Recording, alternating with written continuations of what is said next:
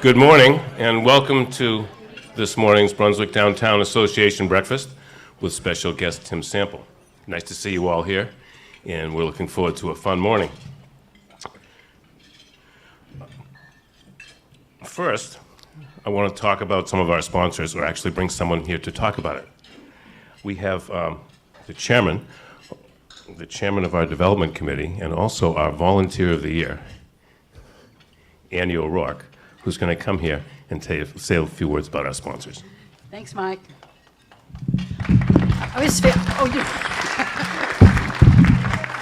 Okay, I'll just hold it because it always makes me kind of feel like those, I don't know if you know, but in our church, when the little kids sometimes get to go up and make announcements, they've got to spend about 5 minutes, and each one that comes up does it. So it makes me feel like a kid again.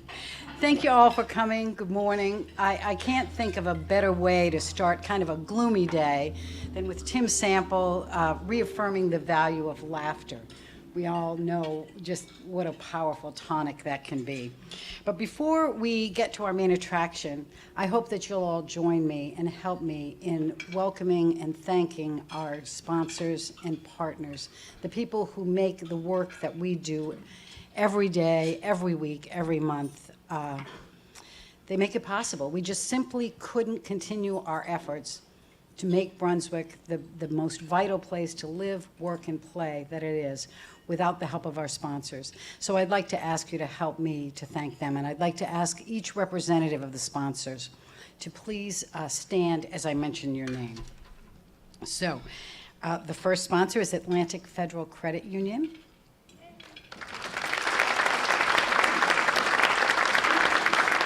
Avita, oh, you can stay standing. Avita of Sunnybrook.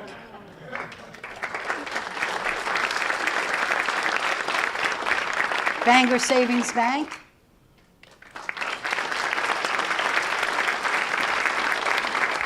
Midcoast Parkview Health.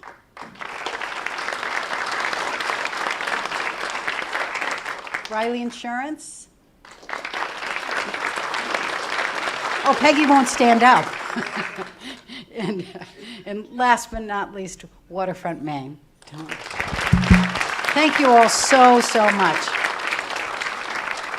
Thank you, Ann. I'd like to call your attention to a few items that are on the table. One is our schedule for the fall, and you'll see that we have on the 18th our auction. Put this in here. Our annual auction raises money for the outdoor lighting for the Christmas holiday season. And last year we raised around $22,000 or $23,000, I believe, and we're trying to get to that same goal this time. So please try and come to the auction. We have wonderful things that you can buy, including trips and meals and just all kinds of fun stuff. We also have on the table, we also have the brochure and the new map. We have a new map here in Brunswick this year, and we've had many of you here and many of the businesses here have been involved in sponsoring that map. You'll see that there's your businesses are located on there, and we thank you for doing that. I think we made, 50,000 copies? Something like that, so you'll see them around. The Brunswick Downtown Association is in the midst of a wonderful year. We are having record crowds at our events, whether it be the outdoor concerts, whether it's the art festival, the community barbecue. It's been great. Most of these events are free. But we also do other things besides events. Our executive director, Deb King, has been on more infrastructure committees than I can possibly remember.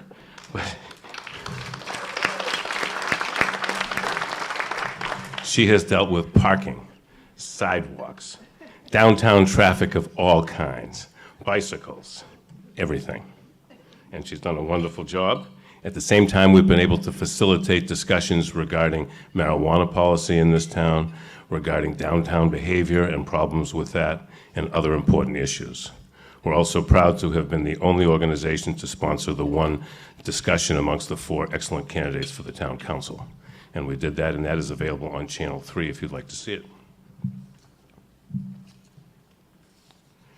Throughout this process of this year, we've had nothing but wonderful cooperation from the town of Brunswick and all of the employees in Brunswick. They have just been at every event and helped us in any way possible. We've also had great support from a growing membership of well over 300 members. We have volunteers who work at every event. We have tremendous financial support, as you can see from this room and from our sponsors.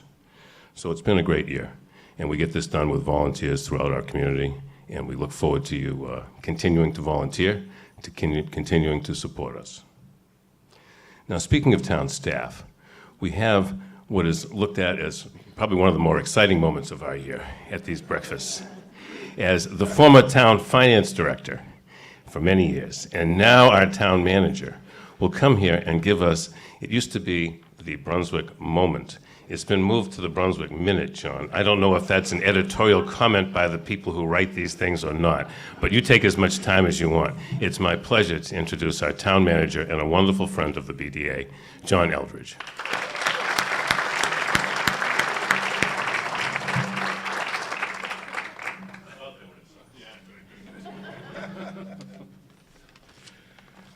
Good morning, everyone. Thanks for the invitation. When Mike was talking about some of the events on the mall, I remember going this summer to one of the music events, and it was after a day that there was a lot of activity on the mall, and I was just reminded of the line from Jaws. We're going to need a bigger mall. So, so congratulations, guys have had another fantastic year. When Deb asked me to speak today, she said, maybe you could talk a little bit about how a sense of humor helps in the job that you have. And I said, sure, Deb, who's going to be the featured speaker? And she said, TimSample. I said, oh, so you can have one of the most renowned humorists in Maine come up and talk, and you expect me to say something funny, huh? I don't think so. So here's the best I can do. Wicked good. But until Deb asked me about this, I never really gave it much thought about having a sense of humor. Of course, everyone likes to think they have a sense of humor, right? You ever met anybody who said, "Oh, I'm just a dull stick in the mud"? Of course not. So I just kind of think it's part of me. But she said, does it help? And I said, I had to really think about it. And I said, yeah, it does, I think. We've often, we can find studies that say it helps. There was one I was looking at the other day because I really hadn't thought about it that much because, again, I like to think it's who I am sometimes. But I found a study that said 91% of executives believe that a sense of humor is important for career advancement, and 84% felt that people with a good sense of humor did a better job. So one might conclude, if you're a cynic, that 91% of executives think they're funny, and at least 84% of them expect their employees to laugh at their jokes. But no, I think it is. I mean, I clearly think it's a stress buster at times. Really, it gave me an opportunity to go back and think about some of the things that we do. And I thought about whether I would tell any stories, and at this point I prefer to remain employed. So I probably won't. But there is the one that comes to mind. This is a story I heard. This goes back 30 years. It's a Brunswick story, and I'll just share it with you because we still find it hilarious today. But back in the late 80s, I don't know if people remember Don Girardin, who was the chief of police here. He was a really outgoing, he had a great sense of humor, outgoing kind of guy. So he tells a story about how he solved the Pepsi machine caper, and that's what we call it.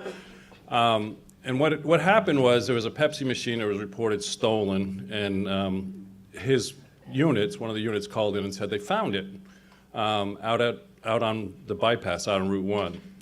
And so Don, being Don, says, oh, here's a good opportunity, right? So he calls up the guy in Bath and says, where the machine was stolen from, and says, we've solved the caper, your Pepsi machine has been recovered. So he said, the guy asked where he could pick it up, and he told him, I'll have it delivered down to Public Works. So he calls out Public Works, sends them out to get the Pepsi machine. And Public Works goes out there with a truck, and it was down in the embankment, so they winched the thing back up onto the side of the road, and they bring it down back to Public Works. Well, the part that's funny about the whole thing is what they used to winch the Pepsi machine up with, and what they brought it back with was the garbage packer. So you may know where this is going. So here's Dawn going down to meet the guy with the solved caper of the missing Pepsi machine. And when he got there, he reports it was crushed with soda spilling out the side. So do you need a sense of humor to do what we do? Yeah, I think you do. So, but it gives me, I'm just going to do a quick segue now because it is a minute, I guess. I'm past my minute. All right, good. It's just been a real pleasure to work with Deb King this year, as it always is. She is someone who has a pretty wicked good sense of humor herself. So we all know and love Deb, and it's my honor and privilege to introduce Deb this morning. Deb.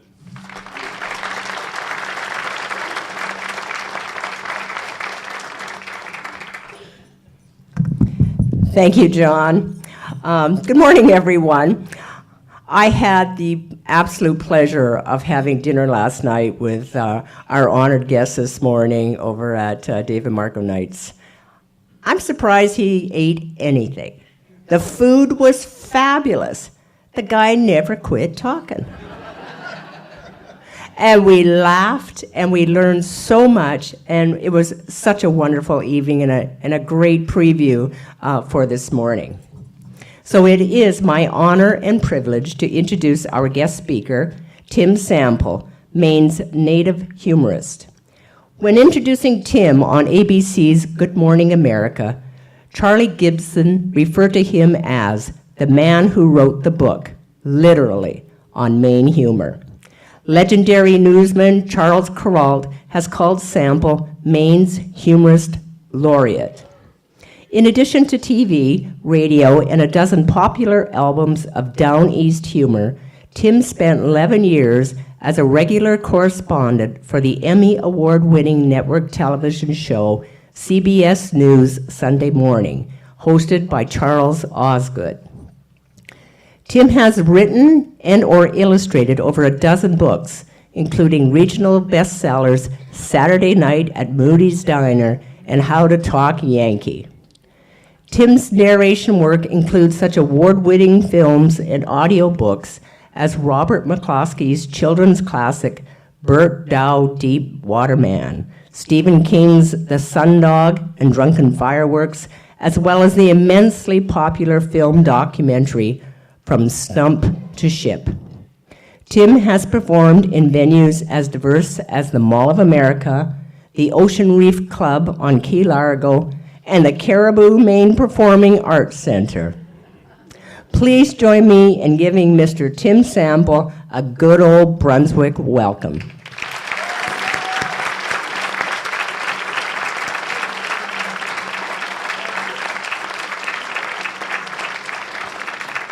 Thank you very much. It's marvelous to be here. I do want to say, before we get too far, that what I am going to be doing for you this morning is something which has come to be referred to as Maine or Down East humor. Okay, this is important to understand the distinction. This has virtually nothing to do with comedy. Okay, that's important. I'm sure you're familiar with comedy. They have it right on TV. Here's how it works. Somebody comes out, they tell a joke, everybody laughs. They tell another joke, folks laugh again. This ain't gonna be like that. A lot of this is gonna go right over your head. But it's important to understand that when that happens, you got to realize, dear, it ain't that it ain't funny. You just don't get it. So it's perfectly all right if you sat through the whole program not laughing. That's understandable, but I want to warn you, you got to be wicked careful driving home. Sneaks up on you, kind of fear. It really does. But it's amazing. We were talking last night, all the changes and the development in Brunswick. 2019 will be 40 years, the 40th anniversary since my first record album come out. Okay, I am officially old. And the changes is unbelievable. I don't know if you're familiar with this or aware of this fact, but today, right now today in the state of Maine, tourism is the number two industry. Worm digging is still number one, but it's neck and neck. But in my lifetime, this has exploded. There's even, I can't even comprehend that. Up to Augusta, they have an entire department, the Maine Department of tourism. Okay, that's a select group of folks from Massachusetts. Okay, and they spend our tax dollars, but and they make these various promotional films that try to get people to come to Maine. I wish they had, though. Really, what they ought to do, I'd like to suggest, just get one native Mainer on that Department of Tourism, because any native Mainer would tell you, you do not have to spend all that money. All right? You could save a lot because there's only about 3 things that anybody ever wants to do when they come to Maine. And it's the same 3 things they wanted to do 50 years ago, 100 years ago. I can tell you what they are. Okay? They want to see a lighthouse. Okay, I don't know either, but they do. You want to develop northern Aroostook County? Put a lighthouse every few miles on 95 right up. They would be jammed into Holton. They've got to see a light, okay? And they've got to eat a lobster. You haven't been to Maine, you haven't had a lobster. And then for some bizarre reason, which I never can comprehend, they have got to see a moose. Have you noticed? This is an obsession. They get off of the plane at the Portland Jetport. They get down to the baggage handlers. They expect the baggage handlers. You know, the average visitor to the state of Maine in the summer, if they were sitting in front of a lighthouse, eating a lobster, and a moose walked by, it would blow their mind. But there is one other thing that I believe virtually every visitor to the state of Maine wants to experience it. Now, it could be a conscious desire. That is possible. Not likely, chummy. Far more likely it is subconscious. Okay, it's an urge. You ever have one of them? Just an urge. You don't even know why you want to do it. You just got this urge. You just feel like doing it. And this is what happens. They get the state of Maine. They get behind the wheel of a car. They get this urge. They want to drive down the back roads of Maine until they come upon a little country store. They want to park the car, get out of the car, walk across the road, walk up the steps of that store, and have some cranky old geezer say to them, "You can't get there from here." That is what they want. Why don't we have a geezer training program? I'm just saying. There's a lot of them, and they'd work pretty reasonable. You know, get them out there. We only got 3 months to make 12 months worth of income. But all kidding aside, I grew up in what was then a little fishing and shipbuilding town, because everything's changed. But I went to kindergarten, graduated from high school with the same 37 kids. And people say to me today, "Where do you get your material?" I'm thinking, obviously, you're not paying attention. I mean, just the way I grew up, I maintain that the state of Maine has the highest CPSI index of any state in the Union. And of course, I'm referring to characters per square inch. And where I was growing up, they was thick on the ground. Like, for instance, I had friends like, for instance, I met Douglas Carter, Dougie Carter, the lobsterman down at the harbor. And you can't make this stuff up. There's a real person, Dougie. And I asked him one time, I was making a record, I said, "Can I put you on there by name?" He said, "Go ahead, Timmy. It can't be anything worse than what they've said about me for years around here." But Douglas, I met him, I was just a kid. He was probably about in his early 30s. And he looked like Clint Eastwood looks today. You know those guys? Just wore right down to a nub prematurely. But Douglas is a type, he's an archetype. He's a kind of person that makes up the fabric of Maine life, because, you know, it says the tourism, the frisson between the tourism industry, and, you know, it says on our license plates, vacation land. But you're on vacation, Dougie's working, okay, at the same time, in the same place. That can be the cause of a great deal of tension. For instance, because there's these rumors that tend to float around the state of Maine. Here's one. You get the people will tell you that it's a good idea in the summer, if you want to get a good deal on the lobsters, go down and dicker with the lobstermen at the dock, okay? Don't try that. It's been done with dire consequences ensuing. He becomes, by the time the fella in the blue blazer and the salmon pants has roused himself from the resort and is wandering around the dock, Dougie's already been up for about 10 hours and hauled 600 traps, and he's busy working. So Doug's down at the dock. This guy comes along. He's poking around. He's looking and walks up to Douglas and says, I couldn't help noticing the fella across the other side of the harbor selling his lobsters 10 cents a pound cheaper than what you're selling yours for, and I just wonder if you might be able to make a little accommodation for a fellow. Well, Douglas didn't even bother to grace that with a response. He reached his pocket, he got a dollar bill, handed the guy the dollar bill, and kept working. The guy looks at the dollar bill and he said, what's that for? Doug says, I imagine that'll buy you enough gas, get around the other side of the harbor and buy them discount lobsters you were just telling me about. You know. And there was some of you are old enough to remember there was a huge, well, not huge, but a kind of a mini fad that lasted about a decade. I'm going to say it went from about the mid-'70s to the mid-'80s. I think the epicenter of this particular phenomenon was somewhere down around Paramus, New Jersey. I'm not sure. But for a period of time there, it became exceptionally trendy for folks in the New York, New Jersey metro area to use a wooden Maine lobster trap as a lawn ornament. Do you remember that? You could drive down the turnpike, they were slapped on the top of a station wagon, strapped to sedans, dragged behind onto, they just lugged them out of here as fast as we could make them up. During this period of time, it all passed away after about a decade, but it was a hot ticket item right during that time. So Douglas was down the dock one day during that era, and somebody comes poking around. Just wondering, I'd like to have that lobster trap there on my lawn down New Jersey. I'm wondering if you could sell me one of those, how much you'd ask for that. Douglas said, that one right there? It was almost brand new. He said, I imagine I'd part with that for $50.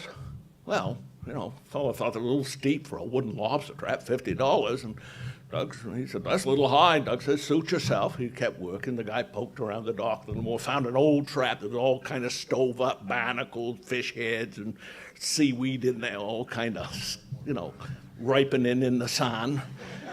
He thought that might get a better deal on that one. He went back to Douglas and he pointed it out. He said, how much for that one over there? Oh, Doug says, I imagine I have to get $100 for that one. Fellow says, I don't get it. How come you charge me twice as much for the old beat-up trap as you have for that brand new one? Oh, Doug said, that's easy. He said, that old beat-up trap, that belongs to me. I don't know who the hell owns that one right there.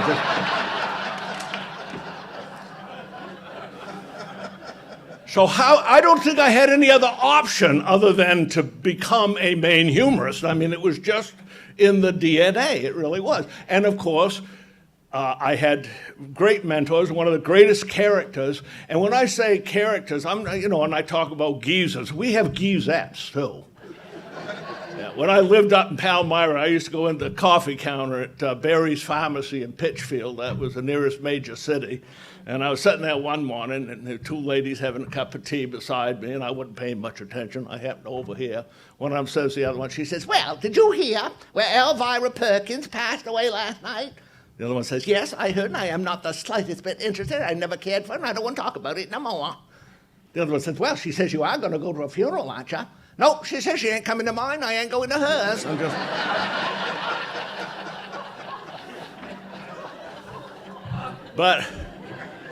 But one of the great raconteurs and characters and Maine storytellers on the coast of Maine was a fellow that I grew up with, a guy named Elliot Winslow. And we mentioned CBS News Sunday morning. One time on CBS, I had literally the entire 7-minute. We had an audience of between 4 million people on average every time we were on, and we had 7 minutes of Elliot just talking, and it was one of the highest rated ones we ever did. I mean, he was just a character. Just give you an example, the kind of guy I'm talking about here. He ran tugboats, he had unlimited captain's papers, he built a bunch of wharves up and down the Maine coast, and he just had his fingers in a lot of pies. But just to give you an example of the type of personality, Elliot passed away, I think he was 92, 93 years old. It was in 2006 he passed away at a ripe old age, early 90s anyway. But the previous year, in 2005, when he was 91 or something, he decided he rented the Pythian Opera House in Townsend Avenue in Booth Bay Harbor, took out a full-page ad in the Booth Bay Register and held a wake for himself. I am not making this up. This is what he actually, and everybody in town came. They were hanging off the rafters, everybody. The whole place was just packed, and Elliot's standing up on the stage with the Boston Post cane, and he had everybody in town get up and say what they were going to say at his funeral, and then he corrected them. And they filmed it for the Southwest Historical Society. You go get it at the Southwest Library. It was just, these are the people I grew up with. So, of course, every time I had any opportunity to encounter Elliot in a public way, like if I was filming a television show or doing a radio interview or writing a book, well, I made a beeline for Elliot because he was just a source of, he was like the wellspring of these great one-liners and this stuff like that. So as some of you I'm sure know that even before and after I worked at CBS, I worked at the network, but I have a long history of doing television in Maine. Back in the 80s, I did the So You Think You Know Maine show, and I've done probably a dozen TV specials on different affiliates. It used to be that all these affiliates were locally owned, see, and if you had a halfway decent idea, they had a big investment in local broadcasting, you could go and put something together, and if they'd spend a few bucks, and it would get on the air. But that all kind of ended at the end of the 90s when they all got bought out by big, national, international companies. But the last one of these local things I did was actually, it was great. It was in 1998, and I did it with WGME, the CBS affiliate in Portland. And all I did, this was a great fun time. It was the summertime in 1998. And John Lee out at Tibby Motors, I've known John for a long time, and he lent me a 1968 Cadillac convertible, and I got some film crew from WGME. It was the last weekend in June, and this was the entire concept. We took the old Cadillac, they followed me down the coast of Maine, and interviewed tourists about natives and natives about tourists. That was it. That's the whole concept. In some states, that would not work. In Maine, it's a gold mine.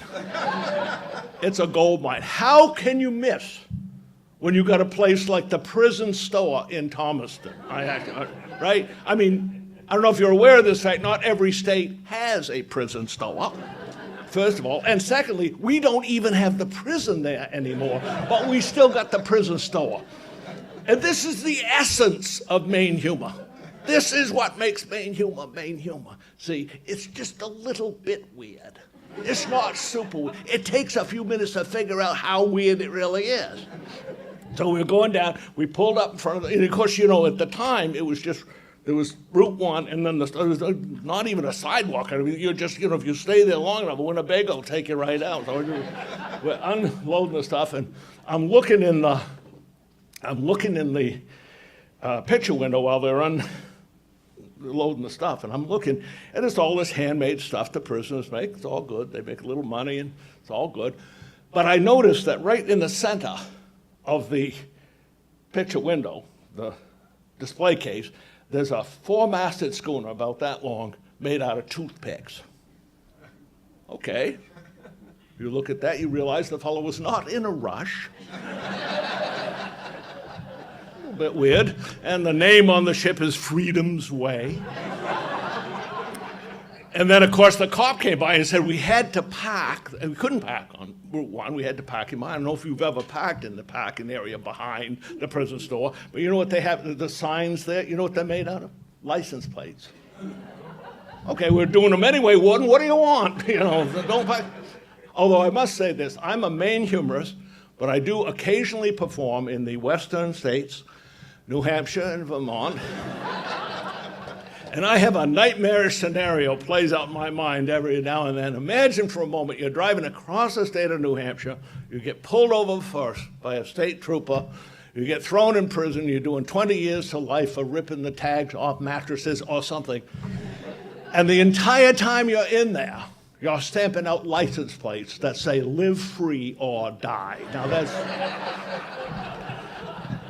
But anyway, we went to Pemaquid Light, we went all the place, but I knew I had my ace in the hole. Elliot Winslow, and I knew where to find him. Anytime between Memorial Day and Labor Day, he and his wife Marjorie run the Robinson's Wharf, which is on Southport Island. And Southport Island is the exact southern terminus of Route 27. Route 27 comes into the state at the Coburn Gore crossing. There's 2 guards and about 5 billion black flies and virtually no terrorists. They go somewhere else, so they don't come through there. They come down through Carrabassett Valley. It comes down through Farmington, jags along Route 2, down through Belgrade Lakes Village. For a long time, the hermit would steal your hubcaps on the way through, but then you go down through, cut across the Kennebec River in Augusta, down the east side of the Kennebec to Wiscasset. You've got to wait a long time in Wiscasset. Down through the middle of Booth Bay Harbor, and 27 ends on Southport Island. That's the end. Next stop, Portugal. But Elliot was there, and I told the fellows, I said, just make sure you got film in your camera, batteries charged up, because I don't know what he's going to say, but it's going to be worth hearing. So and it was one of these beautiful days. 73 degrees, puffy clouds, little sea breeze, blue sky. One of the 7 days. I tell people, I say, if you're from away and you happen to be in the state of Maine on one of them days, you will sell everything you own, move to Maine, and wait for the other 6. But Elliot was just sitting there with one arm as long as the other, and I was trying to get information. I was trying to get stories about asking directions. I said, "You ever run into that?" "Oh, yes, semi. Well, all the time." I remember one time about 20 years ago, peak tourist season, I was out numbing around in the parking lot, helping them park and stuff. And he says, I noticed this car off one side, 2 fellows in there having quite a row, arguing, yelling, back and forth, little sports car, 2-seater. Well, by and by they drove off, and I didn't think too much about it. Well, about a half hour later, they come back. This time they parked the car, turned off the engine, got out the car, still arguing. They dug around the trunk. They got a road map, started arguing over the road map. Argued for a little bit, put the map away, and drove off again. Took them the better part of an hour to get back that time. At that point, I thought perhaps they could use a little intervention. I went over, I said, "You fellows lost, are you?"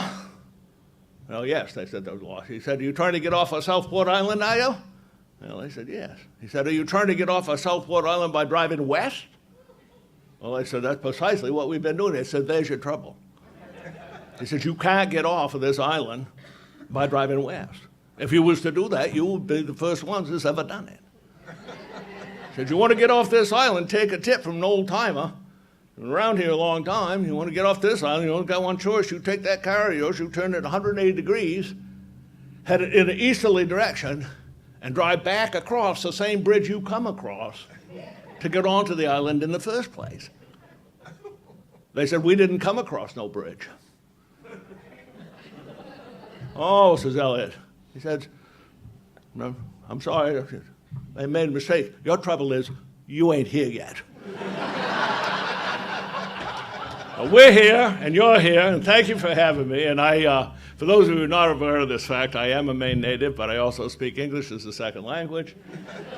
And we have, a limited amount of time, and it's a very broad subject. But I do want to talk just a little bit. We're going to do a little Q&A after this. But, the power of humor has been touched upon before, and this is something that I believe in and I find really fascinating. If you stop and think about how humor, we just had some time where we were laughing. You feel better when you laugh. It releases endorphins, and stuff happens, and it shifts perspective a little bit. The essence of all humor is a shift in perspective. If you think about the monologue I just did, what's funny is you think you're going one way, and something else happens. Something unsuspected comes up, and it surprises you, and it's funny. And if that isn't a metaphor for life itself, I don't know what is.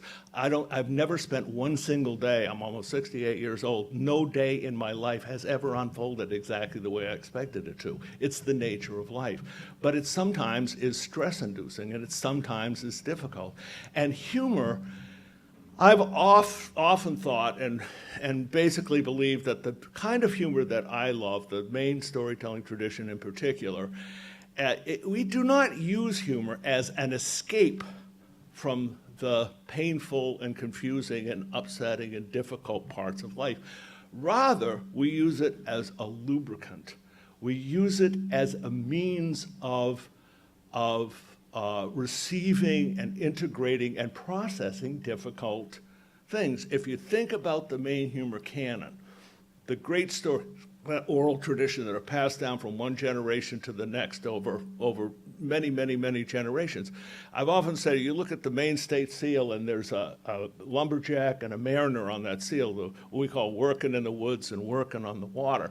And those two occupations are among the most dangerous, difficult occupations, and yet the funniest stories come from these difficult occupations. And we use humor. Sometimes it's important to accept a difficult truth, but we resist it because we don't want to look at it. We don't know how to approach it. My mom was 95 years old last July, and a few years back when she was about 90, maybe late 80s, we were having this big recession, and pundits in the media were batting around comparisons between the current recession and the Great Depression that my mother grew up and lived through as a child on the coast of Maine. I thought, what better source to ask, for perspective on that? And I asked my mother, well, what was that like, and what's it? And she said, I don't know, Timmy. She said, when we were growing up, all anybody ever said about the Great Depression was that the Depression wouldn't have been so bad if it hadn't come right on the heels of such hard times. And that is what I'm talking about, see? You laugh and then you think. Because the laughter kind of opens up the door, the information can come in and you can think it over a little bit. And there's a lot of, I've been, was early in my career accused of making fun of Mainers, and it's anything but. I always say, you hear people say celebrate diversity, which by the way I'm all for. But what we do in Maine humor is we celebrate adversity. We celebrate all the stuff, the muddy roads, the frost heaves, the potholes, the black flies. We were talking last night at dinner when Marshall Dodge and I were traveling around the state of Maine in 1981, and we were just having a wonderful time, but I just ad-libbed a bunch of stuff on stage, and Marshall would just pump me for stuff. And one night we were on stage at the theater at Monmouth, and he was asking me, I was just ad-libbing, and I got talking about the Black Fly Festival. And Marshall would just, well, what's that? What happened? I said, well, it's up to Rangeley, and they don't have much money, so they hold it on a flatbed truck in the IGA parking lot, and they couldn't afford them big spotlights like they got out in Hollywood, so they took the town police cruisers and they parked them with the hind wheels down over the curb. They had the Girl Scouts color the lights, different colors, kind of give it a kind of a flavor. I was just making this stuff up. And I said, of course, the girls come out. I said, this is not, it's not a beauty pageant. As a matter of fact, beauty don't hardly enter into it. It's all really. And but I said, the girls get up there, and it is kind of like the Olympics because they're in the swimsuits, but they can't use, there's no chemicals allowed, no 612, no off, no nothing like that. They stand there, and the first one to swat, out she goes, there's only two left. But I just did this, but you see, what you're doing there is you're talking about tight budgets in little towns. You're talking about making do with whatever's there and having a good time. You're talking about endurance. You're talking about, celebrating. I used to have a character in my early albums, Our Boy Hubert, and you heard of folks who don't know nothing. Hubert don't even suspect nothing. And in one of the routines that I did, that was one of the popular routines, Hubert would go. He had an old DeSoto up on cinder blocks in the yard that he was trying to fix, and he was watching TV one night, and there was an ad on for the AAA Motor Club. And you joined the AAA Motor Club, and one of the membership, perks of membership was that they would tow you as far as you wanted to go, up to so many miles, so many times a year, like that. And he joined up, and he had them come out, and he just put a couple of tires on there, and they towed him as far as Waterville. They dropped him off. He picked up the phone, called him back. And I said, you can laugh, but he sent us a postcard from Oklahoma. He's doing pretty good on $35,000. So, but see, that's a humor that celebrates this quirky, odd, but very admirable kind of self-sufficiency and non-traditional problem solving, which are parts of our culture that we're proud of. We do things a little different way, but we get to the right end. But it's hard to talk about those things, but the humor will introduce the topic, and the topic will percolate. And so we have, this is the 60th anniversary of the founding of the Bert and I record label. I had the great good fortune to meet and work with both Marshall Dodge and Bobby Bryan. I still know Bob's retired now, but he's in his 80s. In 2013, we did the Bert and I Rebooted album. And a lot of those stories have to do with, the famous Bert and I story of the Bangor packet sliding into the Bluebird, and there's all kinds of tragedy and difficulty, and yet it's funny. And what that says is these things will happen. They will happen. And I realized that as a child growing up with these old geezers, I knew characters on the coast of Maine. When I was 9 years old, there were two old guys, Brownie and Gus, that used to work at my dad's shipyard, and they were in their 80s. And so these were men who were born in like 1885 or 1886, and they were fab. I mean, you couldn't even decipher the dialect. Well, it was just like, that's what it sounded like. But what I loved about these people, they had a wonderful sense of humor, but if I were to run up to them and say there's a car on fire down on Townsend Avenue, you know what they'd say? Nothing. For about 3 minutes. And then one of them would slowly turn to the other one and say, wasn't there a car on fire back in 1941? Whatever happened to that one? And it gave you this perspective. Nothing is new under the sun. Everything's okay. We'll get through it. It's happened before. And that's powerful. And it breaks up this tunnel vision. Anxiety and tension can get to be like a tape loop, and the humor breaks that open. So with that, I know we're on a limited schedule here, people have places to go, but we have a few minutes to Q&A, and I'm open to anyone's questions, if you always wanted to ask. Yes? Could you talk a little bit about teaming up with Stephen King? Yeah, so Steve King is an old friend of mine. I met Steve during the we used to do the telethons for cerebral palsy at Channel 7 in Bangor back in the early 80s. I met Steve there. And the first time I met Steve, he was already a super famous novelist, and he came into the green room and he said, "TimSample, oh my God, I love your stuff. You're the funniest guy." And I said, "Stephen King, I've never read one of your books." That's the very first thing I said. But I always thought Steve was really funny. And one time we were doing some project, he was making me lunch. We were up at the house on West Broadway in Bangor, and he was cracking me up so much I almost fell over. And I said, "Steve, you're so funny." I said, "You ought to write a comedy movie." And he said, "I thought the last three were." Just like that. But back in 2014, in December, I got a call from Marcia DeFilippo in Steve's office. She said, "You could be around this afternoon." I said, "Yeah, why do you ask?" "Steve wants to talk." I think I can make room in my busy schedule to talk with Steve. And he said he'd written his first Maine humor story, and he wanted me to narrate it for Simon & Schuster. And I said, "Well, what am I going to say, Steve?" "No, I'm too busy. What do you think?" So we had a grand time doing it. It came out it's set on the 4th of July, 2015. And when it came out, it was the #1 download worldwide on iTunes, and it's very funny.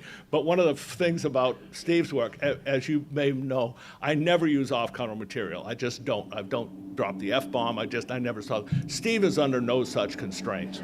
So if you listen to my narration of Drunken Fireworks, it's quite a lot of salty language. It's kind of fun, really, for me. But there was one time when he sent me the manuscript, and it's really fun to receive a manuscript from a best-selling author that hasn't been published, and it's like a peek behind the curtain. And I was reading it, and I thought it was great. But he made a mistake. He had used a town that didn't work in the context he was using it, a Maine town. And I'm thinking, how do you correct this? And I called him up and I said, "Steve, that town doesn't." "Oh," he said, "yeah, well, you find something like that, just change it." Okay. Can I change the title? Can I get credit? Anyway, so that's Steve. Yeah.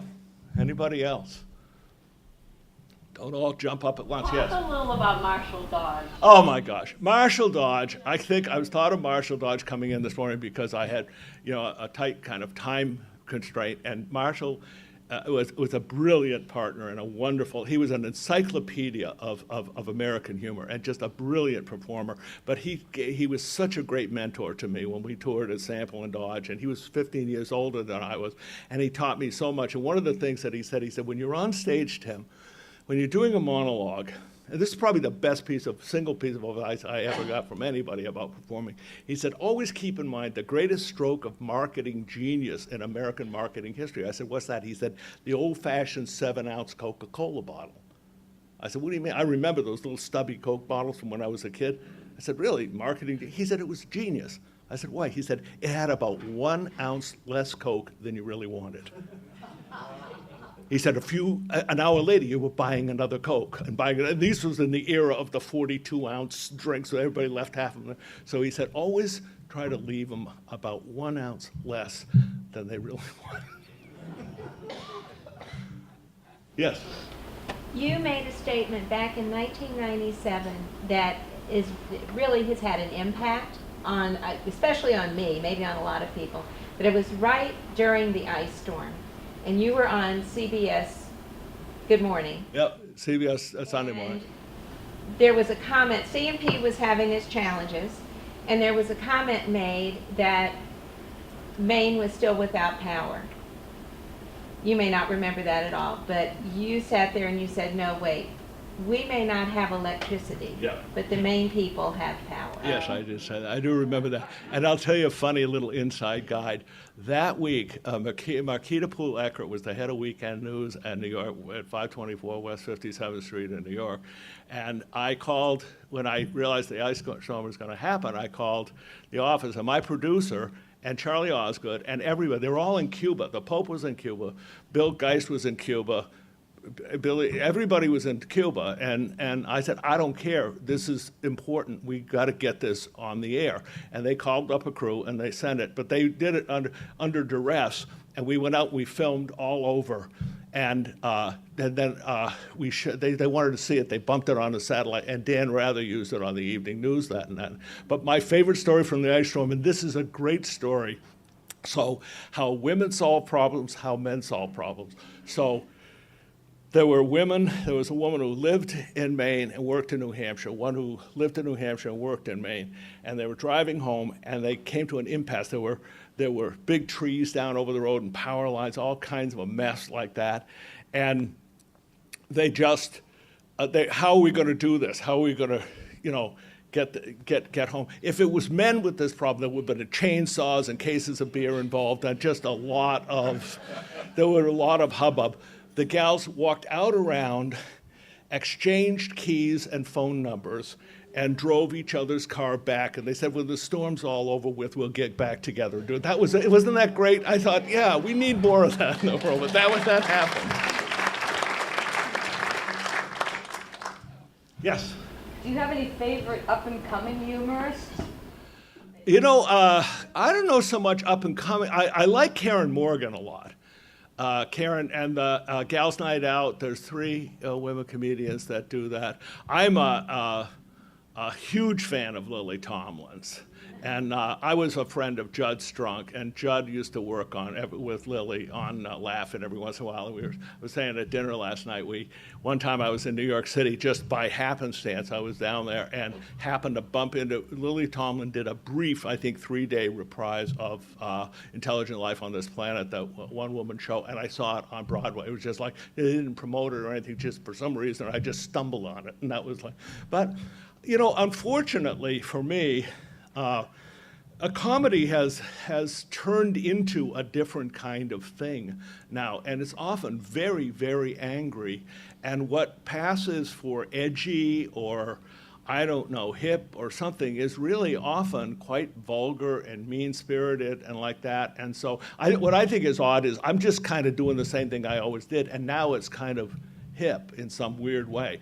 Like I do these national groups like American Express or some group like that, and they'll call up from there, and they say, we hear there's this guy that can make people laugh and doesn't swear. Are you that guy? And I say, yeah. That's like, well, we'd like to hire you. It's like that. Or college kids come. I did a show over in New Hampshire, the college areas, and a bunch of college kids. It was like I was a curiosity because, like, what would it be like if somebody wasn't dropping the F-bomb every 2 seconds and, belittling people? So, yeah, I don't know. Yes. I'm from Aroostook, and I like your lighthouse idea. I think that'll work better than the sugar. Up home, there's still a lot of characters. Oh, yeah. Up in Aroostook. I was born in Fort Fairfield, by the way. Yeah. So there's still a lot of characters up there. But do you think we're losing the character? Are the characters going to be replaced? Yes, absolutely. And this is the thing. Every few years, somebody postulates that the dialect is disappearing or all these things are disappearing. And I said, what you have to understand is that there's only one reason that these quirks and colloquialisms and these sort of entrenched local things exist. It's an identity issue. And the more the outside world encroaches, the more deeply held those things are. People say the dialect is dying off. I say, you are going to the wrong places. Go to Tall Barney's restaurant in Jonesport. Tell me the dialect. You get the toddlers walk in the door. I'm doing that. So it's still around. I'm not worried about that dropping off anytime soon. Yes. Any chance of a Maine humor revival? Maybe Johnson Hall with Mike Nicklin? Yeah, I mean, there's all kinds of stuff. I just heard about, one of the great positive signs in the course of my career is that now when they build high schools, they build performing arts centers into the high schools, and they're great. I recorded an album out here at Crooker Auditorium, but Stonington High School has a great thing. And there's a lot of respect for and veneration for the Maine tradition, storytelling tradition. The way I look at it, my dad was a wooden shipbuilder, okay? And when in the 60s, when fiberglass boats came in and everything, all guys like my dad, they all went out of business. Because if God wanted us to have fiberglass boats, he'd have fiberglass trees, and that's it. And they just weren't interested. But you had this other little tenacious group down in Brooklyn and here and there in East Boothbay that were wooden boat aficionados, and they sort of kept it alive and brought it back. And that goes on in Maine with the Maine humor traditions, and there's some good playwriting going on. I was cast in, I don't know, we haven't done the pilot yet, but I was recently cast in a TV pilot that is out in Hollywood, and the premise is that there's a diner on the coast of Maine. It's called The Maine Dish. The working title is The Maine Dish. And there's a diner on the coast of Maine that is failing because the economy is gone and the diner can't stay. Oh, so the two old duffers in Maine, I'm one of them, and Carmo Sanders, who's the Marden's lady, and she and I are the couple that own the diner. And what happens is we have an essay contest to get people from away to buy, to buy the diner, to make money, to get out from under our debt. But when they get it, we don't think they're doing a good enough job, so we won't leave. And I think that's got some legs on it. I think that might turn into something. Yes, yeah, yes. One more? Hit me. One more question? That's it? Yeah, we got time for one more if you anybody got one? You got one, Mike? Yeah. Just to fill in some space. You and I were talking with some folks about your recent motorcycle trip to Albuquerque and your hope for America.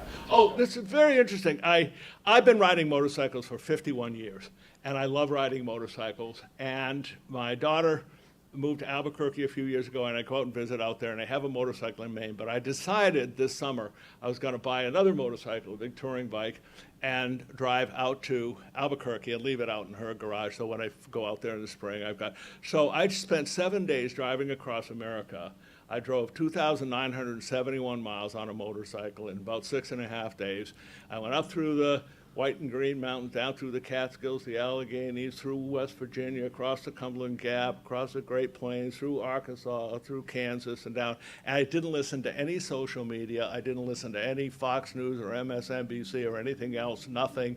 And all I did was talk to people in gas stations and diners, and it's a wonderful country. If you do that, you gotta try it. Thank you. Thank you much.